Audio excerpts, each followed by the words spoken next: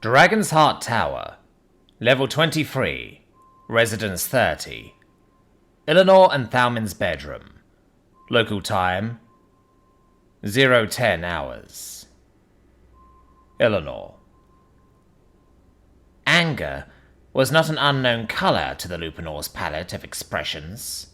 In fact, most of what I'd known of the man had been a mix of anger, frustration, with a healthy dose of aggression mixed in when the odd shouting match erupted. Yet despite that, never had I known what true anger looked like until now. Never once was I privy to this particular side of the Lupinor. And perhaps it should have stayed that way. Not for my own sakes, but for the sake of the man I'd hazard to call an acquaintance in any other instance, but in the wake of recent events had become something of a necessary ally within exterminating circumstances. Thalmin, I spoke softly, taking a few tentative steps towards the man who sat there, gazing pensively out the bedroom's main window. Is there something you wish to speak about?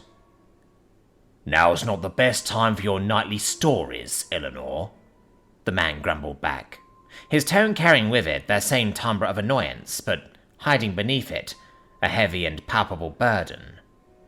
No, I wasn't about to regale you with another one of my many tales. I stood there proudly, if only to uphold that facade that, if it were to fall, would have caused me a great deal of personal abashedness. I didn't want to admit what I was doing, because it felt abnormal, almost alien to offer up genuine empathy that wasn't merely empty platitudes or a rehearsed and well-choreographed speech. It felt like I was offering as much of myself up as the Lupinor was, and I didn't like that feeling. Yet, despite that, something within me urged me to continue. So what is it then? Go on, and stop beating around the bush, the Lupinor urged with another growl, and that felt more defensive than typical posturing compared to our usual banter. I merely wish to inquire as to your well-being. I finally managed those words out, all but allowing them to emerge with any degree of the associated expected decorum. This finally seemed to garner some form of a response within the Lupinor, as he raised a brow at me quizzically, as if second-guessing exactly what he was hearing. Did Emma put you up to this? He asked sternly. Because if she did, then tell her I appreciate her trying to tame your noble smugness, but that I don't need anyone to dig into my battles. I find it somewhat telling that you would even consider Emma as being the impetus behind this earnest gesture to express my... I paused, taking a moment to cycle through my breaths. Genuine concerns. I am just as capable of empathy, despite any allusions to the contrary. That response didn't seem to make a dent on the Lupinor's otherwise stalwart and monolithic posture. A stare-down quickly ensued, if only for a few moments, as his otherwise stoic features and that unyielding gaze soon finally cracked, if only slightly, with a well-timed sigh. I am fine, Eleanor. I just simply need a moment to recollect my thoughts. A pause soon followed, but not enough that it granted me the ability to respond just yet. I assume you haven't been on the precipice of death before, have you? He added, almost out of nowhere, baffling me with exactly where this conversation could be headed. If you count the curse placed upon me by Maltori and the near-death experience there, then yes. Yes, I have been on the precipice of death before, Prince Thalmin, I replied matter-of-factly. Allow me to rephrase, the Lupinor responded, shifting his entire body, bearing his gaze down on me. Prior to Maltori, have you or have you not been on the verge of death? Have you known with nearly absolute certainty that the breaths you're currently taking could be your last? That the thoughts currently running through your mind may end as abruptly as the cessation of a Yantor's croak? That your legacy, following that one moment in time, was to end with your entire life amounting only to your actions up to that point? I felt a genuine pang of nausea taking over, as my heart sank, and my whole body shivered in place. Perhaps not, Perhaps the incident with Motori was the closest I have truly been as you described, Thalmin, I acknowledged slowly. Then allow me to give you some advice, Eleanor. The Lupinor somehow began shifting the momentum of the conversation towards me instead, as he wrestled the reins of this particular subject matter with a surprising degree of deftness and ease. The sorts of emotions we feel following such events, they do not get better, at least not immediately. Over time, and given enough distractions, they will. Especially in the midst of those who have experienced similar trials and survived to tell the tale. What I am experiencing, and what you are no doubt also experiencing, will subside. That's all there is to it. He paused for a moment, getting up from his seat, striding effortlessly towards the bathroom. I do not see how this is relevant to... The only reason you're approaching me and addressing this subject matter right now is because you're finally feeling something other than your typical daily drives to ceaselessly vapid talking points. Am I wrong? Thalmin spoke bluntly, more or less seeing through my facade, or lack thereof at this point. You're basing your assumptions on a picture of an unfinished mosaic, Prince Thalmin, I shot back indignantly.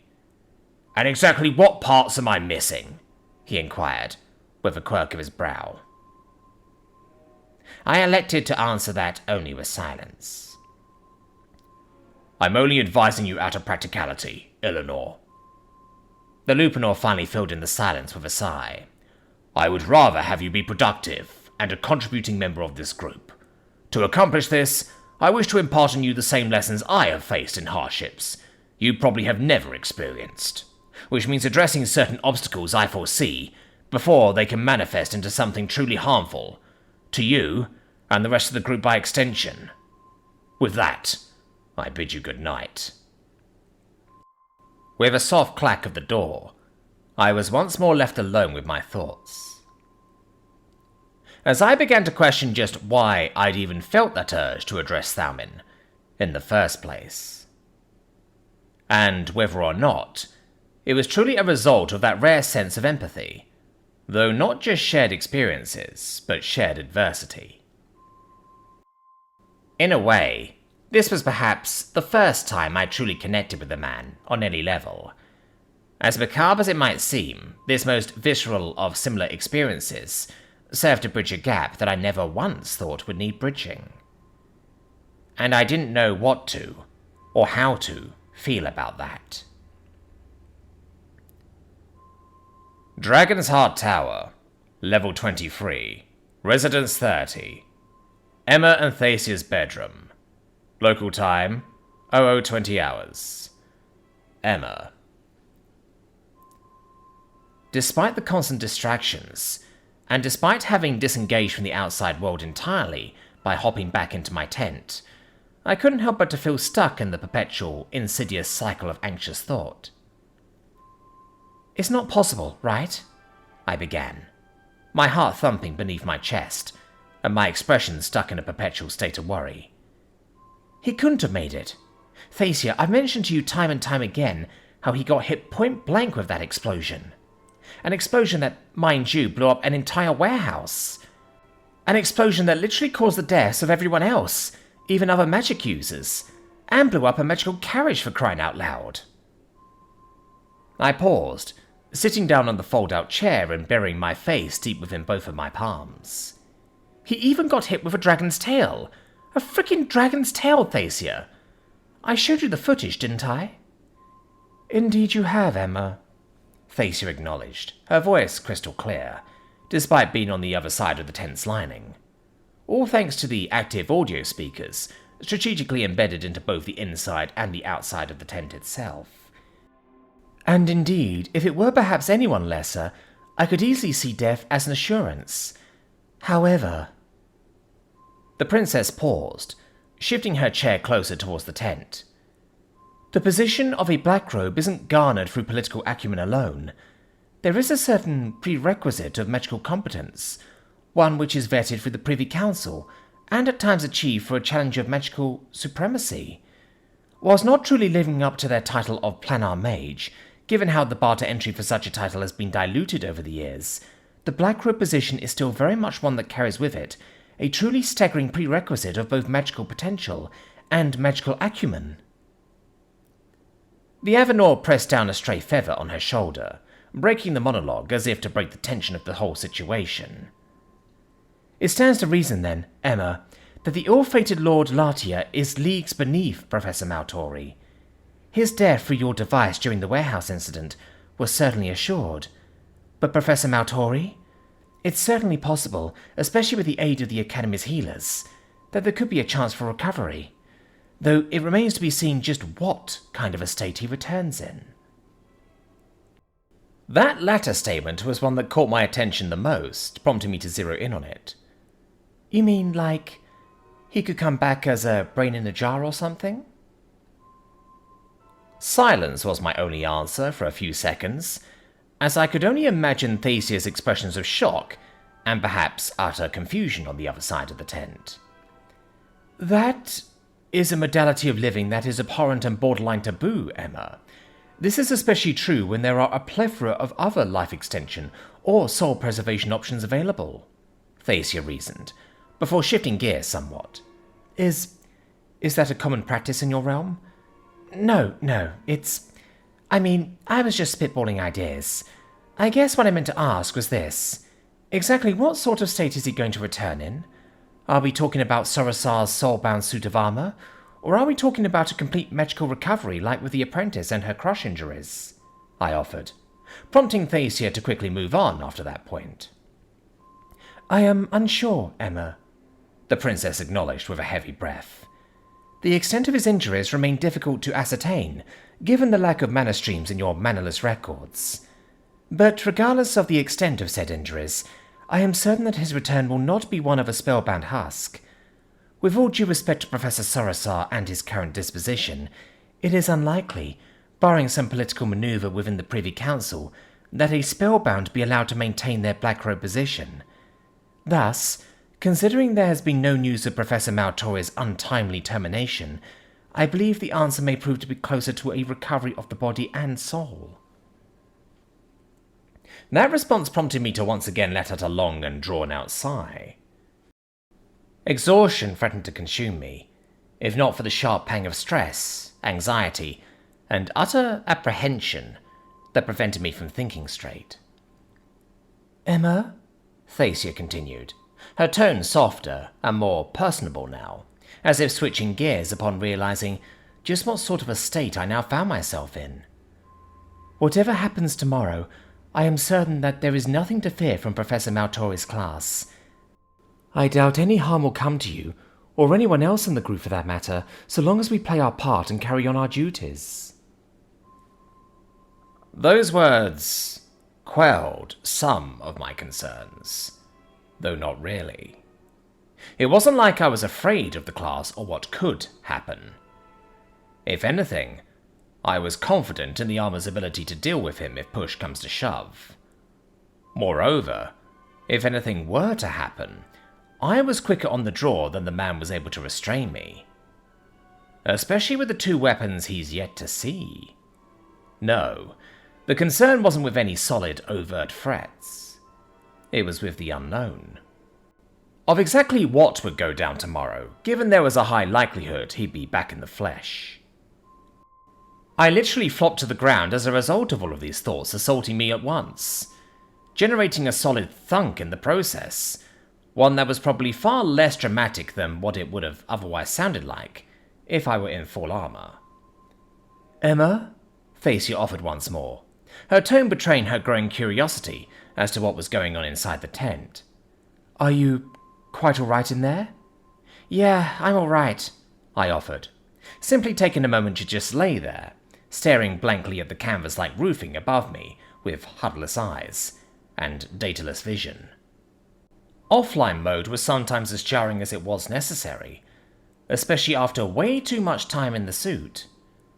I'm just laying down, I added lazily. A part of me wanted to grab my tablet or my glasses just to see Thasia's facial features throughout the conversation. The optical sensors and cameras lining the exterior of the tent Gave me and the Evie a complete and unimpeded view of the world outside the tent, after all. But I just couldn't. So, about Thalmin, I began, shifting away at least slightly from the Maltori situation. I don't suppose we can report this to some higher authority or a disciplinary board or something? Like, I'm guessing this could be the same issue with Eleanor when he was under Maltori's employment, right? Indeed, Thacia acknowledged. The disciplinary board is, even in typical circumstances, yet another tool in the grander game. It acts less as a force of punitive justice, and more so as a mechanism to be triggered upon your opponents. But we have the evidence, don't we? I offered. Thalmin's memories just have him submit that as evidence. He doesn't have the same issues Eleanor did with his brain curse thing. I'm afraid the reality of the situation isn't that simple, Emma, Thacia interjected. There is no guarantee that the disciplinary board will be conservative in their approach. Thus no guarantee they wouldn't take cumulative memories outright for their own ends. I believe you understand why this would be an unacceptable risk for our group to take. Yeah, I can see it, I acknowledged with a heavy sigh. It'd mean risking revealing our deals and plans with the library, our campaign against Maltori, and anything and everything in between. This is without even mentioning the negative repercussions incurred upon Thalmin himself, as his words of active sedition against the Nexus would be recorded and documented for posterity, something which would be an intolerable risk to his own security and standing within the greater game. Right. In any other circumstance, perhaps the risk may in fact outweigh the opportunity cost, but in our case, Emma, it most certainly does not. And what if we ask them not to scan his brain? Like, just asking them to perform a good old-fashioned investigation? Then they may very well escalate matters into requiring some form of scrying or divination, Emma, Thacia responded matter-of-factly. Right. So using the disciplinary system in any capacity to deal with situations like this is a no-go then? Correct, Emma, Thacia acknowledged with yet another nod.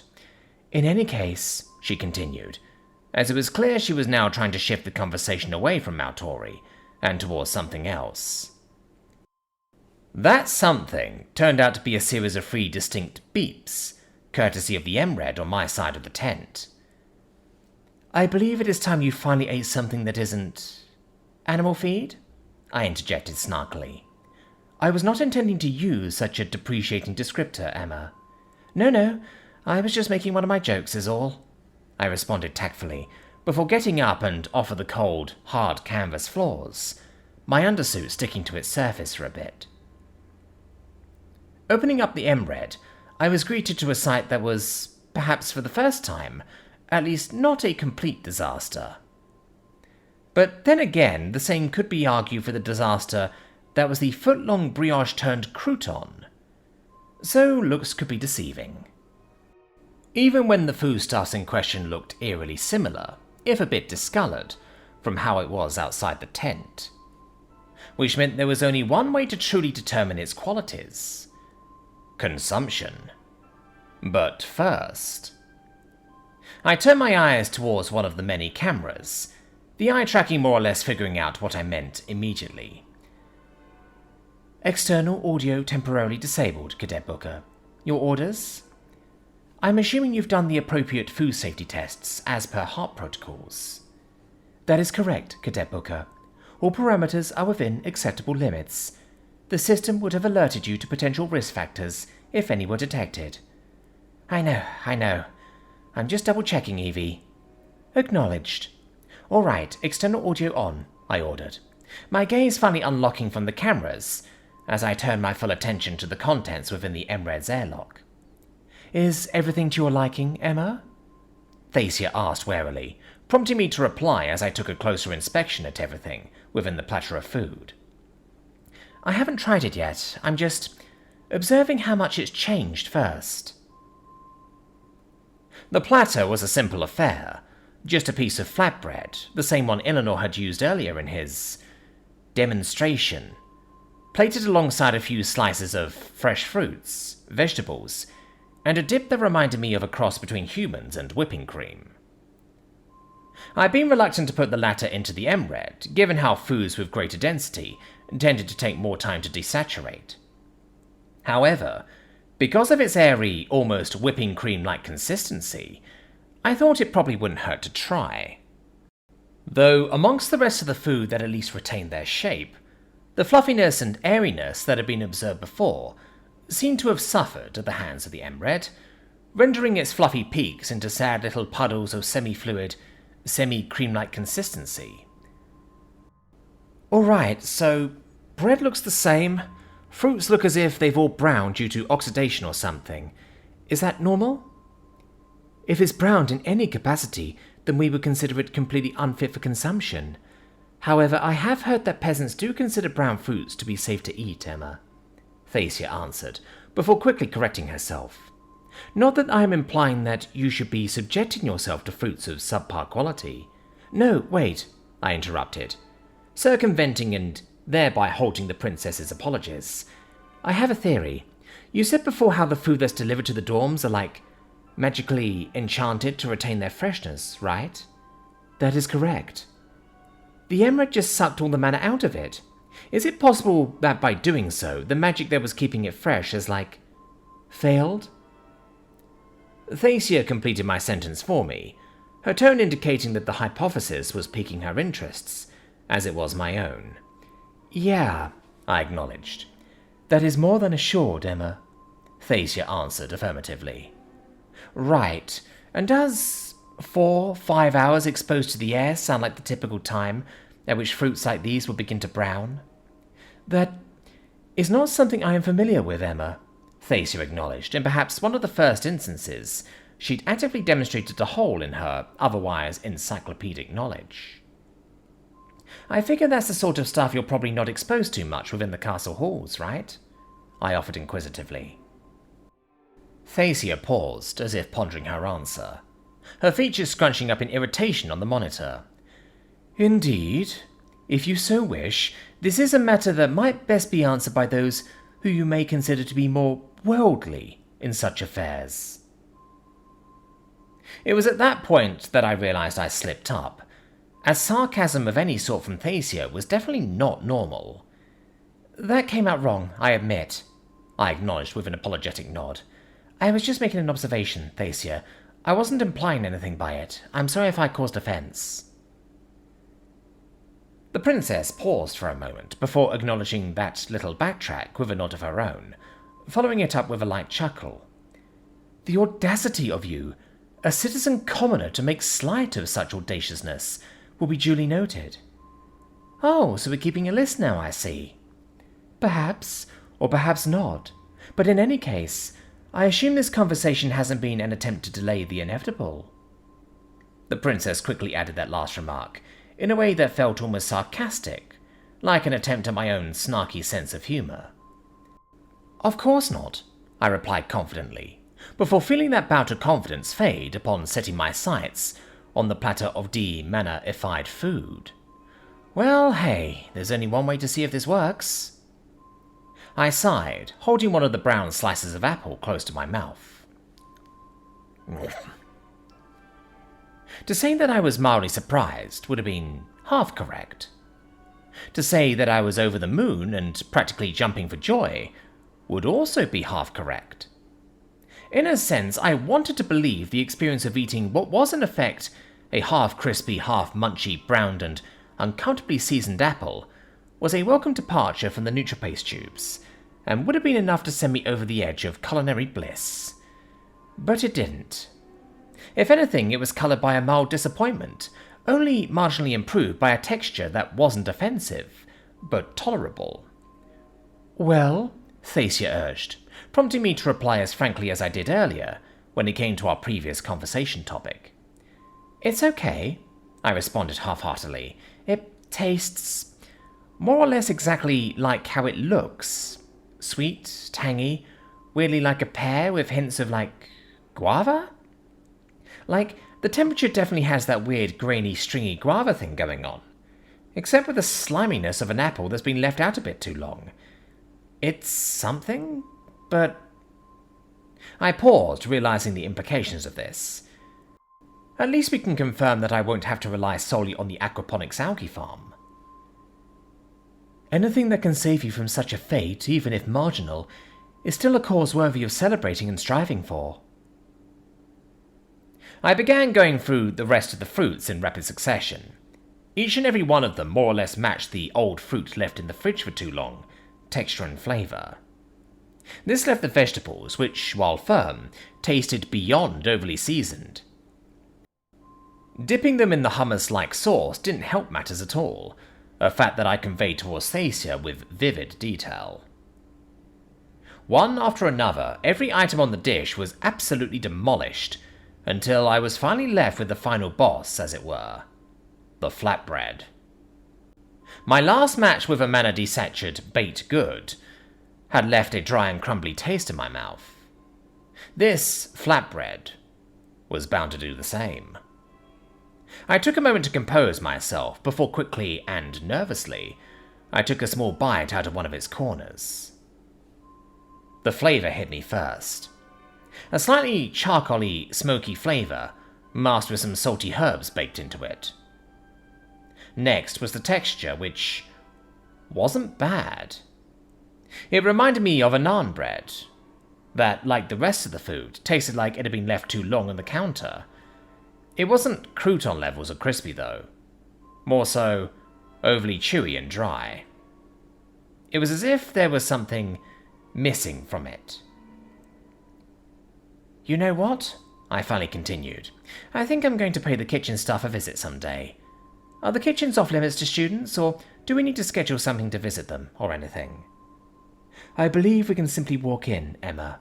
Moreover, it's a distressingly common sight to see students of lower noble heritage marching into such places to make their complaints heard, or their special requests followed through." "Right," I nodded. "We'll do that after this week is done. Or maybe after this month is done. There's just too much to deal with right now. Starting first and foremost with sleep, followed by tomorrow's classes. And the spy mission to the man's office. Yup. Him being alive might actually be a good thing, since it'll allow us to send an info drone to his office by following him there. And with my new set of drones printing as we speak..." I paused, turning towards one half of the mechanical printer, currently operating at max capacity. "We should be able to resume the library's mission, see if there's any evidence of his involvement with the Oris Ping Thalmin situation, and get other answers in the meantime too." The Grand Concourse of Learning. The Hall of Light. Local time, 08:55 hours. Emma. The irony of the lecture hall's name wasn't lost on me, or anyone else for that matter. Throughout breakfast, it seemed to be the butt of all jokes amidst the typical census topics they otherwise covered. I couldn't count the number of laughs, cackles, and giggles that all stemmed from the sheer disconnect between the black-robed professor teaching exclusively in the Hall of Light. However, despite that laughter, and despite the cheery back and forth between the rest of the group, I couldn't help but to feel nervous at what was to come. Especially as the man had once again been absent from the morning breakfast. His seat remained eerily empty, even as the clock marched forwards towards class. There was no sign of him anywhere, not even as we made our way towards the hall proper, as we were introduced to a room that immediately sent me back to the man's dark and dreary office. The Victorian aesthetic was certainly back, as there was nothing worthy of the room's namesake seen anywhere. The various desks were made up of that same extra dark oak that comprised of the man's desk back in his office. The chairs behind them were the only things that truly broke up the monotony of black, dark brown, and even darker brown, as their plush leather upholstery was coloured in a series of forest greens, striking oranges, and bright reds. Indeed, the longer I stayed here, the more claustrophobic I got, as I felt last night's nightmare creeping up on me again, and the unmistakable feeling of being pinned down in the earth with my arms stuck to my sides, surging to the forefront of my memory. That was the one move that actually worked to counter me and my armour, and it stuck with me. I didn't say anything as Quiv began shepherding any stragglers towards their seats. I could only watch as the clock began slowly, but surely, ticking up towards the start of class proper. As 5 minutes soon became 4, 3, 2, and finally 1. 9 o'clock was announced with a series of melodic dings, akin to a grandfather clock counting each and every hour, up with his deep and resonant chimes. I counted each one, my breath hitching up with every passing ding. Ding, ding, ding, ding. Until finally, at the 9th ding, the door closest to the front of the room's lectern swung open, revealing a dark and impenetrable chasm beyond it. I held my breath, and in that moment, the whole room was suddenly bathed in a glowing pearlescent white. Alert! Localized surge of mana radiation detected. 775% above background radiation levels. This was quickly followed up by a series of harsh, metallic footsteps, and a pair of softer footfalls, as well as a voice that resonated throughout the room. Good morning, first years.